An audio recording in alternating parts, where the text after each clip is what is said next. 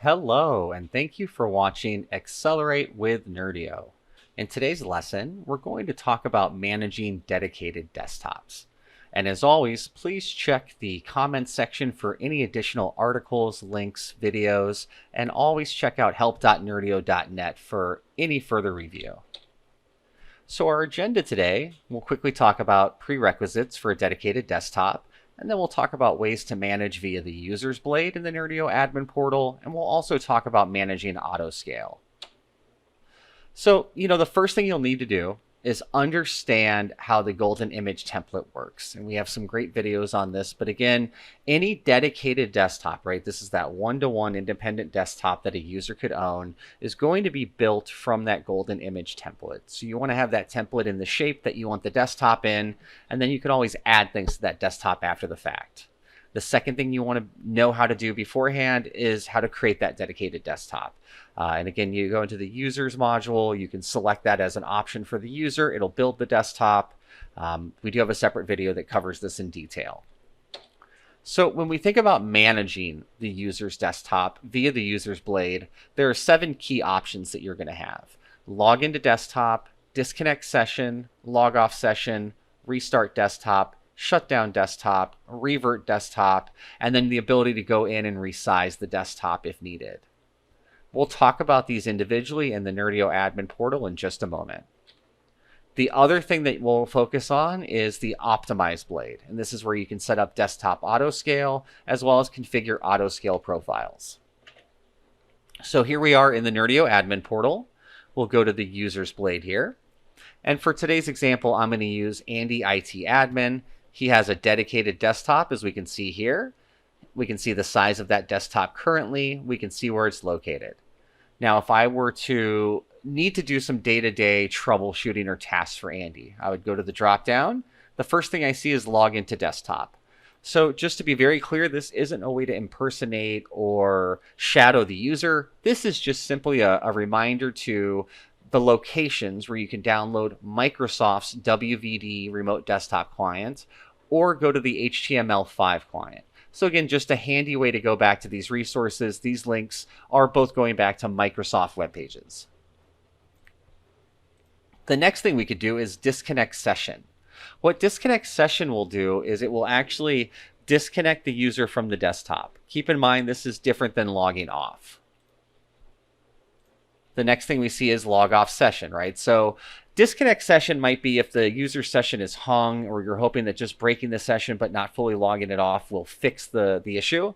Here's where we want to actually force Andy logged off the desktop. The next thing we see is restart desktop, right? So exactly as it sounds, this will force an OS level reboot of the desktop. And the next thing we're going to see here is shut down desktop. So again, the key thing here is that this is going to deallocate the desktop, right? When we deallocate, we stop the consumption of resources in Azure. So we stop the cost on those resources. So this is more than just powering off at the OS level. This is a true deallocation of the resources. The next thing we see that's important is revert desktop. So revert desktop will actually delete the desktop. And then when the user goes to log in again, it would recreate the desktop for them.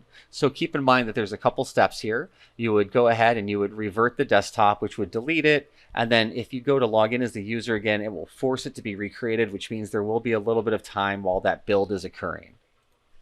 Those are the common functions that you'll need to use to manage a user's dedicated desktop. The other is if you go into the user, and this is where you could resize, right? We see our WVD options here on the left. I could come in and choose to resize this desktop either up or down, maybe modify the size of the OS disk, maybe even place it in another region. And so these will have an impact where it will power the machine off, resize it, power it back on again. The other thing I'm going to show you here is under Optimize Desktop Autoscale. So Desktop Autoscale is something that can allow you to power a desktop off during non-work hours. So the goal here is that you're hitting stop on the compute costs, likely when a user isn't going to be on the machine. If the user tries to log in while power off is in place or while deallocation is in place, it will actually pop the machine back online. So that might take a minute or two. Likely the first login will fail while it's powering the machine on, and then within a couple minutes, the user can log back in and access their desktop. So the key thing here is that you would need to turn this on. There's an on toggle when you first open the environment, and then you would need to choose the profile that your user should fall into. And again, what that profile means, and it's stated right here, right, is the availability of the desktop. So this type of user workaholic would always be on. It would never trigger a power off. Productivity, work-life balance, we can see that there's some boundaries here. Monday through Sunday, Monday through Friday. This is when it would start to power off outside of those hours. So again, autoscale can be a great feature for cost savings. We highly recommend looking at things like reserved instances as well if you're looking for a way to cut down the cost of your dedicated desktops.